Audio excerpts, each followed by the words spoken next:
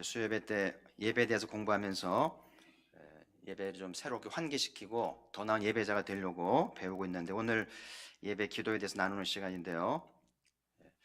예배 중간에 기도가 군데군데 있잖아요. 그래서 기도가 참 중요한 사역인데, 이 창조주 하나님께 어떻게 기도하느냐에 따라서 우리 운명이 바뀌고 또 우리의 공동체가 달라지지 않겠어요?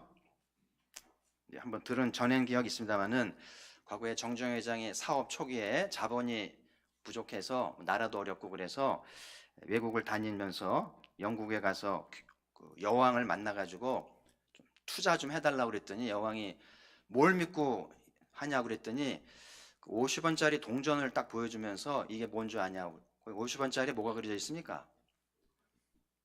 거북선 있죠. 그래서 이 거북선이 우리나라 16세기 때 이거를 우리나라가 만들어 가지고 외국을 이기는 그런 해군의 나라요, 배를 만드는 역사가 있는 나라이기 때문에 내가 배 사업을 하려고 그러는데 투자하지 않겠냐 그래가지고 그 여왕이 감동을 했나 보죠. 그래가지고 투자가 돼서 오늘의 현대가 됐던 유명한 일화가 있잖아요.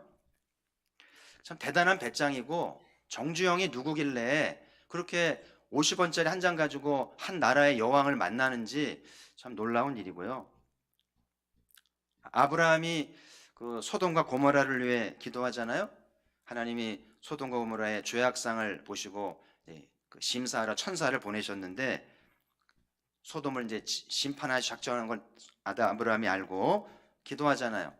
소돔과 고모라의 멸망을 막기 위해서 하나님 협상 기도를 하는데, 의인 10명 있으면 멸망시키지 않겠다. 그러니까 아브라함의 기도가 이 땅이 비록 범죄하고 죄악졌지만 10명의 의인이 있으면 내가 멸망하지 않겠다는 거잖아요. 그래서 저는 정주영이 누구길래 이렇게 배짱이 있고, 아브라함이 누구길래 한 도시의 운명을 놓고 기도하는가 한번 생각을 해보세요. 그래서 우리도 예배 시간 기도를 많이 하는데요, 기도를 하기 전에 내가 누구인가, 내가 누군데 기도하지?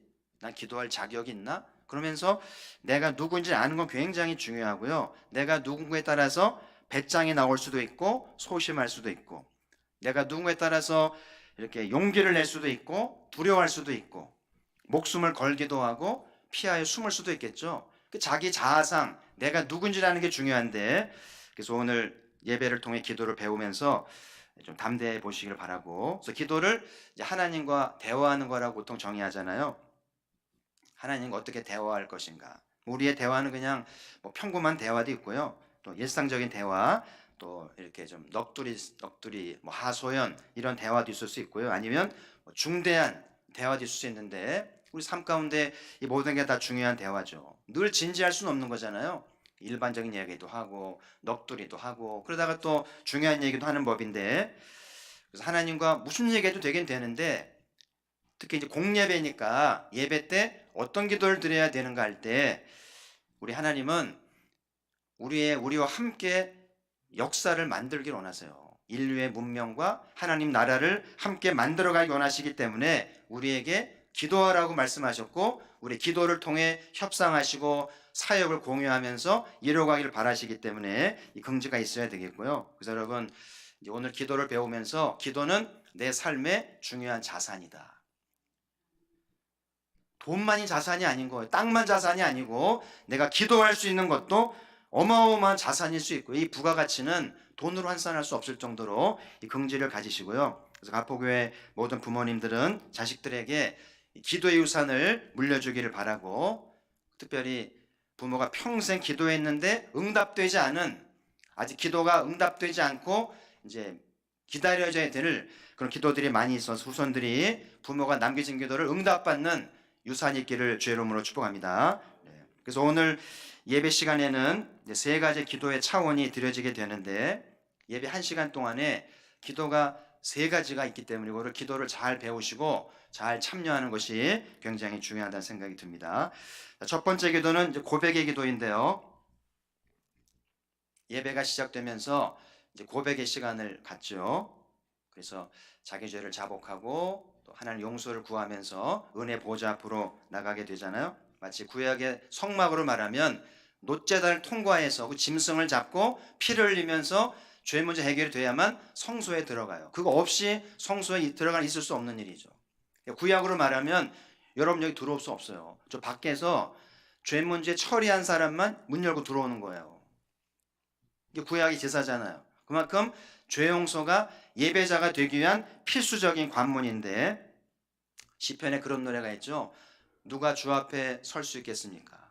하나님이 죄를 판단하시면 아무도 설 수 없다는 거예요. 그렇죠? 로마 3장 23절에 모든 사람이 죄를 범하였음에 하나님의 영광에 이르지 못하느니라. 아멘. 그러니까 공자도 석가도 마호멧도 그 의인도 어떤 사람도 아버지 앞에 나올 자격이 안 되는 거예요. 그래서 하나님의 처분에 우리 운명이 달렸는데, 만약에 하나님이 네 죄를 네가 해결하고 오라고 그런다든지 죄대로 심판을 한다면 누가 생존하겠으며 누가 예배자가 될 수 있겠어요? 우리 소망이 없죠. 근데 감사하게도 하나님이 친히 독생자를 보내서 죄값을 다 치러 주셨기 때문에 우리는 편한 마음으로 예배하러 온 것 아니겠어요? 그래서 여러분, 예배 드릴 때마다 내 죄가 비록 크지만 더 중요한 것은 내 죄보다 예수 그리스도의 은혜가 더 크고 능력이 많은 줄 믿습니다. 그 죄 때문에 애통해하지 말고 예수님의 그 큰 사랑을 묵상하는 우리가 되어야 되겠고요. 그래서 예배 시간에 이 죄의 고백을 잘해서 죄를 잘 처리하는 것이 참 중요하다는 생각이 드는데, 예배는 늘 드리는데 죄책감 가운데 시달리고 죄에게 종노릇하고 그러고 산다면 예배는 의미가 없어요. 형식적인 거죠. 여러분 보세요. 죄와 질병은 깊은 관계가 있어요. 그래서 이 죄 용서를 받지 않은 것 때문에 질병이 생길 수도 있고 질병이 안 나올 수도 있어요. 그리고 죄 때문에 삶이 형통하지 않을 수도 있습니다.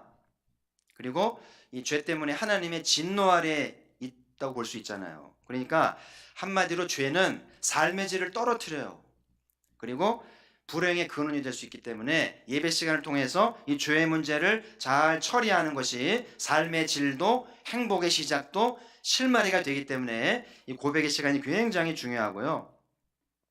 제가 요즘 최근에 들어서 이렇게 같이 공동기도문을 나누고 또 개인기도를 드리잖아요. 좀 더 기도하기 원하는 거예요. 그래서 진짜 죄를 처리해서 삶의 질도 새롭게 하고 행복 낳기를 바라는데, 요즘 봄비가 오잖아요. 봄비의 경제적인 효과가 2,300원쯤 된다고 연구한 것 같아요. 이제 비가 오면 산불이 예방이 되니까 또 가뭄이 해소가 되기도 하고 식수가 확보되기도 하고, 이거를 돈으로 따지면 2,300억 원쯤 되는 거죠. 어마어마한 효과가 있는 거잖아요. 그죠? 그런 것처럼 내가 예배 시간에 죄를 처리할 수 있다면 그 죄 용서로 인한 경제 효과는 얼마쯤 될 수 있을까요? 지금 말씀드린 대로 죄가 잘 처리돼서 병이 낫는다든지 걸릴 병이 예방이 된다든지, 그 병원비 안 들잖아요. 인건비 안 들잖아요. 그리고 미뤄왔던 기도응답이 된다든지, 응답이 또 어마어마한 걸 수도 있잖아요. 그렇죠? 그리고 또 사람과의 관계가 개선이 된다면 이런 것들 다 경제적으로 환산을 하면 결국 적장 효과가 된다고 생각이 들기 때문에 예배 시간에 고백을 잘해서 죄의 문제를 처리하는 것은 굉장히 중요한데요. 이제 문제는 열심히 죄들을 고백하고 이렇게 하는데 내 죄가 정말 용서받았는지, 그게 이제 애매한 거예요. 개신교는, 가톨릭 교회는 신부한테 고해를 하니까 죄가 다 드러나요. 그리고 그 죄에 따르는 적당한 대가도 받고 값을 지불하면서 이제 지도를 받기 때문에 내 죄가 용서됐어. 난 죄값 치루었고 신부님이 용서받았다고 그랬어. 이게 분명한데 개신교 그게 없으니까 각자 알아서 하긴 하는데, 이 양반들이 죄사함을 받아 확신이 있는지 진짜 죄를 용서받고 사는 건지 이게 말하지 않으면 아무도 알 수 없는 거예요. 그래서 오늘 이 말씀을 잘 들으면서 고백의 시간을 환기하시길 바라고, 여러분 죄의 용서는 내 주관적인 감정보다 더 중요한 게 있는데, 중요한 것은 하나님께서 내 죄를 용서할 의지가 있다는 거예요. 아멘. 그러니까 독생자를 보내서 십자가에 죽이신 거 보면 우리 죄를 용서하시려는 거 맞죠? 그렇잖아요. 내 감정에 의존하지 말고 어떨 때 감정이 따라오지 않더라도 하나님이 내 죄를 용서하신다고 그랬지. 고백만 하면 기억도 안 하신다고 그랬지. 이걸 믿음으로 받아들이고 용서된 줄로 믿으셔야 돼요. 그래서 말씀을 잘 받으시고요. 믿음으로 용서는 내가 하는 게 아니잖아요. 용서하지 말지는 하나님이 하시는 건데 하나님이 의지를 가지고 용서하시겠다는 거예요. 그러니까 우리는 받아들여야 되잖아요. 예를 들면 이렇게 8.15 같은 때 대통령이 사면하잖아요. 옥중에 있는 사범들 여러 가지 죄인들을 사면하는데 그 사면하는 거는 자기의 감정 관계 없는 거예요. 나가라 그럼 나가면 되는 거잖아요. 근데 나는 확신이 없기 때문에 안 나가겠다 그러면 그런 사람 없죠. 얼마나 즐겁게 나갑니까? 그래서 예배 시간에 하나님이 고백하는 우리의 죄를 불쌍히 여기시고 용서하신다는 것을 믿음으로 받아들이기를 바라고요. 그 다음에 중요한 게 이제 죄 용서에 대한 내 감정의 변화. 사람은 감정적인 존재이기 때문에 기분이라는 게 있어요. 예배드리기 전과 예배드린 다음에, 고백하기 전과 고백할 다음에 감정이 있는데 그 용서를 받으면 어떤 감정이 들어야 될까요? 한번 성경을 한번 보실까요? 사도행전 3장 19절. 저건 제가 이제 지금 개역 성경 이제 지금 말고 그 전에 개역 성경을 제가 따온 건데요. 같이 읽어볼까요? 시작. 너희가 회개하고 돌이켜 죄사함을 받으라. 이같이 하면 유쾌하게 되는 날이 주 앞으로부터 임할 것이요. 저 이 구절은 먼저 성경이 잘 번역된 것 생각이 드는데 죄를 사함받게 되면 죄 용서를 받게 되면 어떤 감정이 든다고요? 유쾌하게 된다. 유쾌한 게 뭐예요? 즐거운 거잖아요. 얼굴 표정이 밝아지고 소리를 내서 웃으면서 행복을 느끼는 그런 감정이 죄 용서받은 사람들 일반적인 감정이잖아요. 그래서 여러분 예배 시간에 고백을 하시고 죄 용서가 선포가 되면 믿음으로 받은 다음에 성령의 도움을 주면은 예배 시간이 유쾌하게 되고 즐거워지게 되겠죠. 죄 용서 받았는데 우울하고 심각하고 그거는 곤란합니다. 거짓된 거잖아요. 그래서 이제 여러분 예배 시간에 유쾌한 예배가 되도록 죄를 고백하기 전과 용서받은 다음에 좀 기분이 새로워지고 좀 자유로워지면서 눌렸던 감정들이 왜곡된 감정들이 이제 건강하게 회복되어지는 길 바라고요. 그래서 이제 죄 용서를 받게 되면 굳었던 근육도 풀리게 되고 얼굴에 근육이 풀어져야 되거든요. 심각하지 말아야 돼요. 얼굴에 근육도 풀려지고 경계심도 사라지고 웃음도 되찾고 몸과 마음 변화가 일어나게 되면서 여러 가지 이제 변화가 따라오게 되거든요. 근데 형식적으로 그냥 이렇게 눈만 감고 있고 말씀을 믿음으로 받지 않으면 아무런 변화가 없어요. 그냥 형식적인 거에 머무는 거기 때문에 여러분 자신을 위해서 진심으로 고백하시고요. 그리고 용서의 말씀을 믿음으로 받아서 유쾌하게 되는 좋은 날 오기를 축복합니다. 여러분 회개는 기계적으로 되지 않아요. 기계는 작동하면 막 돌아가잖아요. 자, 회개 시작. 그럼 회개가 됩니까? 사람은 기계가 아니거든요. 기계가 아니기 때문에 나 회개하기 싫습니다. 이런 사람도 있고요. 회개가 안 되는 사람도 있고요. 기계적이지 않아요. 그리고 일반적인 사람들은 죄를 은폐하는 경향이 있잖아요. 내가 무슨 죄를 졌냐는 거예요. 증거대보라고 그러잖아요. 끝까지 숨깁니다. 그렇잖아요. 근데 무슨 회개를 합니까? 그래서 여러분 아무도 강요하지 않고 누가 조사하지도 않지만 내 자신의 행복을 위해서 적극적으로 이제 고백하는 시간이 굉장히 중요하고요. 어떤 분도 그럴 수 있어요. 자꾸 왜 죄인 그러고 회개하라고 그러는 거야. 그러니까 이제 교회 나오니까 자의반 타의반 죄인이긴 한데 속으로는 내가 뭐 이렇게 죄를 졌다 그래. 이러고 있는 한 유쾌한 날은 오지 않고 삶의 질, 행복 지수 달라지지 않아요.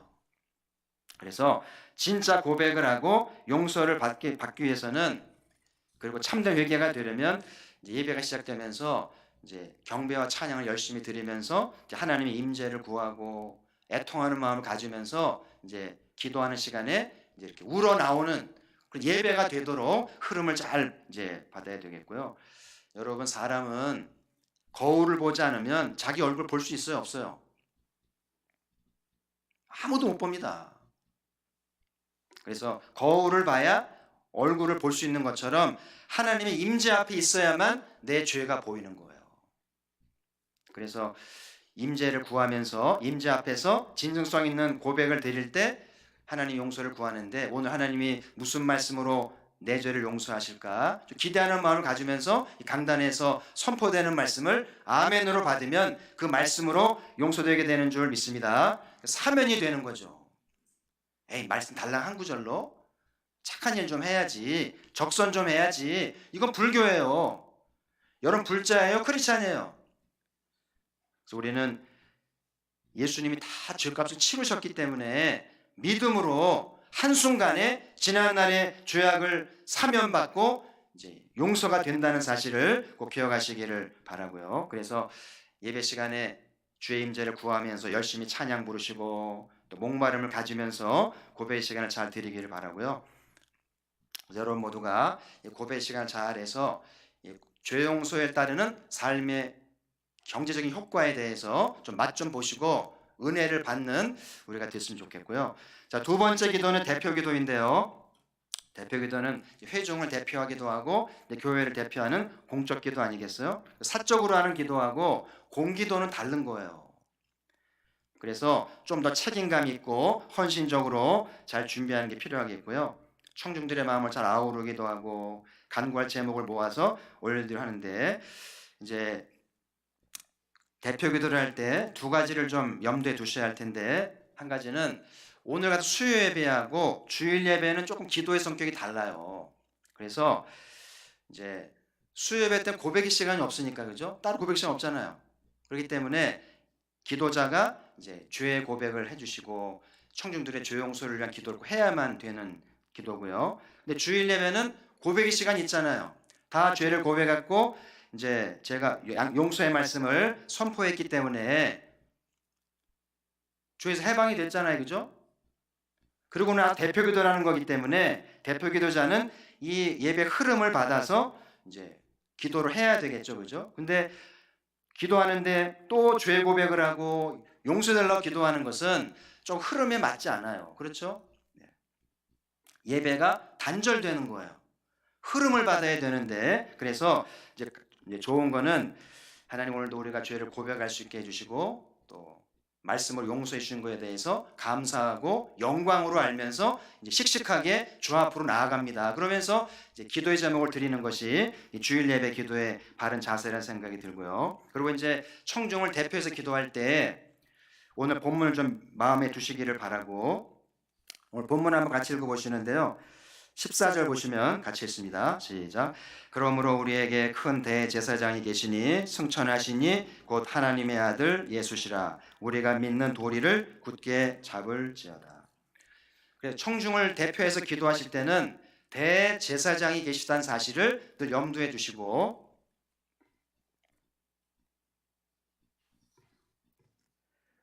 큰 대제사장이라고 되어 있죠. 그래서 예수님께서 하나님과 인류 사이에 유일한 중보자시잖아요, 그렇죠?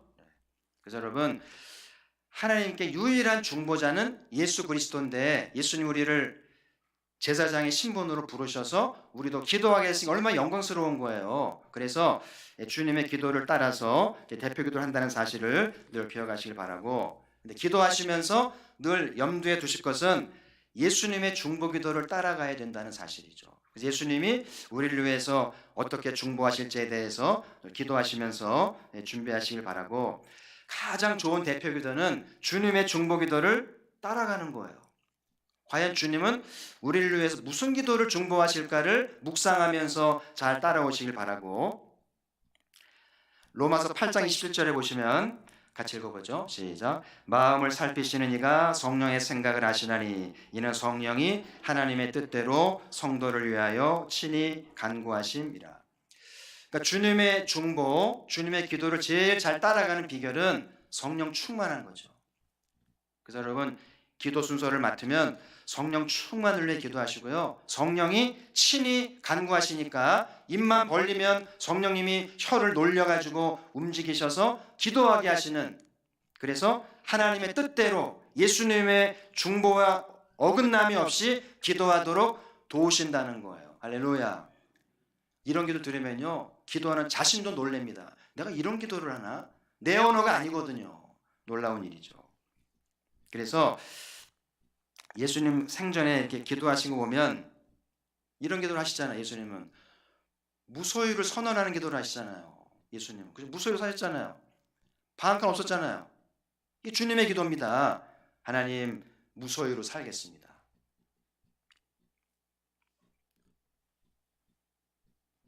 또 평생을 하나님을 기쁘시게 하기 위해서 한참의 30대의 나이에 청춘을 바쳤잖아. 이게 주님의 기도요, 주님의 헌신 아니겠어요? 그래서 여러분, 이렇게 무소유를 선언하고 청춘을 바친다고 하면, 이런 기도를 드린다고 하면 세상이 바뀌지 않을까요? 그렇죠. 우리 가포교회에 무소유를 선언하고 청춘을 바친 성도가 나온다면 가포교회가 바뀌지 않을까요? 할렐루야. 이런 기도 못 드려요. 용기가 나지 않고요. 그래서 우리의 기도는 달라는 기도가 많죠. 물론 사람이니까 물론 달라는 기도를 합니다만은, 달라는 기도도 하지만 주님처럼 어떻게 드리겠다는, 어떻게 하겠다는 기도는 부족하다는 생각이 들고요. 말하는 기도는 잘하는데, 말은 느는 법이니까 말은 참 구창하게 잘하는데 듣는 기도를 못하는 경향이 있어요. 그래서 이제는 드리는 기도, 듣는 기도를 하면서 교회를 대표해서 기도할 줄 아는 것은 굉장히 중요하고, 지금 가포교회를 예수님이 무슨 중보를 하실까? 잘 묵상하면서 주님이 기도하듯이 잘 대언할 수 있다면 얼마나 주님이 기뻐하실까라는 생각을 하게 되는데요. 그래서 우리는 제사장이다. 제사장의 부르심을 기억하면서 주님의 기도를 따르는 대표기도가 되기를 바라고요. 자, 또 한 가지는 대표기도를 하면서 명심할 것이 마지막 16절인데요. 자, 16절 읽어보죠. 시작. 그러므로 우리는 긍휼하심을 받고 때를 따라 돕는 은혜를 얻기 위하여 은혜 보좌 앞에 담대히 나아갈 것이니라. 아멘. 여기 때를 따라라는 말 있잖아요. 이 때를 따라라는 말이 결핍을 얘기하는 거예요. 결핍의 때 또는 어떤 아쉬움이 있을 때 은혜 보좌 앞으로 나아가는 거니까, 성도들 대표해서 기도할 때 성도들에게 결핍되는 게 있고 필요한 것들이 많은데, 그거를 다 아울러서 은혜 보좌 앞에 담대히 나아가서 하늘 문을 여는 기도가 되어야 한다는 사실이잖아요. 왜 하나님이 결핍을 주실까요? 하나님의 공급을 경험하게 하시려는 거죠. 가포교회 재정이 모자라고, 일꾼이 모자라고, 능력이 모자랄 때는 하나님의 공급을 경험하라는 거니까 담대히 기도해서 부족함을 채워서 넉넉하게 하라는 말씀이죠. 그래서 우리가 주일날 광야를 공부하고 싶다마는, 이스라엘은요, 하나님이 굶기지 않는다는 믿음이 있겠죠. 왜냐하면 40년을 겪었잖아요. 하루 이틀도 아니고 40년을 매일 만나를 먹으면서 하나님은 절대 굶기지 않는구나, 이거를 뼛속 깊이 경험한 거예요, 유대인들은. 근데 아직 우리는 뿌리가 얕기 때문에 걱정을 해요. 끼니 걱정을 하고 먹고 살 걱정을 하기 때문에 이들과 다르잖아요. 그래서 여러분, 하나님의 공급을 경험하시면서 좀 믿음을 잘 배우셔서 하나님의 공급을 경험하면서 채우심을 받는 또 우리가 되기를 바라고, 요즘은 좀 이상한 현상을 제가 봐요. 과거에는 어렵고 힘들 때는 기도원이 빈자리가 없었어요. 막 기도원에 철야하고 하면서 막 직장 문제, 건강 문제 막 했는데, 그래서 기도원을 가보면 그 당시의 경기를 알 정도로. 근데 지금은 다 어렵다고 그러잖아요. 다 어렵고 힘들다고 그러는데 기도하러 오지 않는 이상한 현상을 보고 있어요. 어떻게 설명을 해야 될까요? 왜 부모 세대와는 다르게 어렵다고 말하고 힘들다고 말하는데 기도의 자리에 나오지 않는가? 한 가지는 부모 세대와 달리 이젠 기도보다는 내 힘으로 살아야지, 이런 것인지, 아니면 힘들다는 건 말뿐이고 실제로는 살만한 건지, 둘 중에 하나 아닌가 싶어요. 여러분, 어렵습니까? 힘드세요? 기도의 자리로 나와야 할 줄 믿습니다. 말만 힘들다고 말하지 말고 진짜 힘들고 고비가 있다면 주 앞에 나서 기도해야 되는데, 그래서 공예배 때 대표 기도하는 자들은 이런 책임감을 갖고 성도의 결핍을 채워주시도록 이렇게 기도하면서 공급받는 자리가 되어야 되겠고요. 보아스가 루스에게 그랬잖아요. 그 날개 아래 피하여 내게 온전한 상 주시기를 바란다. 그 보아스에게 그 날개 아래가 여러분이 아직 그 자리예요. 명당이죠. 그 자리 빼앗기지 마세요. 그래서 내가 가진 이 자리가 그 옛날 룻이 경험한 그 날개 아래다. 그래서 룻이 무슨 상 받았다고요? 무슨 상? 그 날개 피 아래 온 내게 온전한 상 주시길 바랍니다. 무슨 상이라고요? 온전한 상이죠.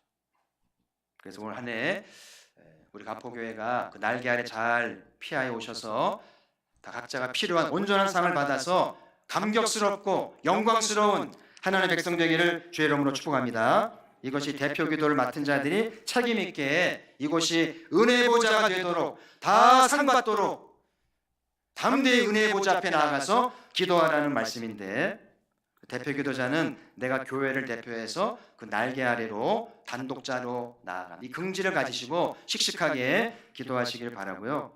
그래서 전 여러분의 대표 기도를 들으면 감사할 때가 많아요. 왜냐하면 내 설교를 잘 듣고 있구나. 최근의 설교를 잘 정리하고 요약하고 잘 소화해서 기도를 이렇게 하는 거 보면 제 마음이 기뻐요. 그렇잖아요. 하나님이 얼마나 기뻐하실까. 기도를 잘 배우고 말씀을 잘 경청하는구나. 여러분의 기도를 들어보면 예배를 잘 드리는지 말씀을 잘 따라오는지 확인할 수 있잖아요. 그래서 여러분의 모든 기도가 강단의 말씀을 잘 따라오면서 하나님을 기쁘시게 하는 기도의 사람이 되기를 주의 이름으로 축원합니다. 하나님이 기뻐하시면 못 줄 게 없어요. 시편에 그러잖아요. 너는 내게 구하라 열방을 유업으로 주리라. 할렐루야. 우리 가포교회가 하나님 기쁘시게 해서 열방을 유업으로 받는 열방으로 나아가는 집안들 되기를 주의 이름으로 축복합니다. 시간이 좀 많이 갔는데요. 조금 더 하도록 하죠. 이제 마지막 예배 기도는 축복 기도인데요. 축복 기도를 두 자리로 축도라고 그러죠. 담임 목사의 축도로 예배가 마치게 되는데, 축도는 담임 목사의 이제 고유한 영역이기도 하죠. 두 손 들어 기도하는데요. 자, 고린도 3장 13장 13절 같이 읽어보죠. 시작. 주 예수 그리스도의 은혜와 하나님의 사랑과 성령의 교통하심이 너희 무리와 함께 있을지어다. 아멘. 이 말씀에 의지해서 두 손 들어서 여러분을 축복하는데요. 저는 개인적으로 예배가 다 중요하지만 이 마지막 축도가 굉장히 중요하다고 믿는 사람 중에 하나이기 때문에 축도 전에 절대 나가지 마세요. 마지막 이 축도를 잘 받아야 돼요. 이 축도가 뭐냐면 예배를 끝나고 세상으로 나가는 우리들에게 하나님이 선포하시는 축복 기도이기 때문에 잘 받는 거하고 그냥 서둘러 나가는 거하고는 차원이 달라요. 저는 이렇게 비유하고 싶어요. 축도를 받는 거는 마치 물고기의 비늘과 같다. 바닷물 짠 거 아시죠? 10분만 바닷물 들어가면요 손발이 부르트잖아요. 얼마나 짜면. 근데 고기는 거기 사는데 고기가 짜요 안 짜요? 고기 맹탕이잖아요. 그 바닷물은 짠데 왜 고기는 하나도 안 짤까요?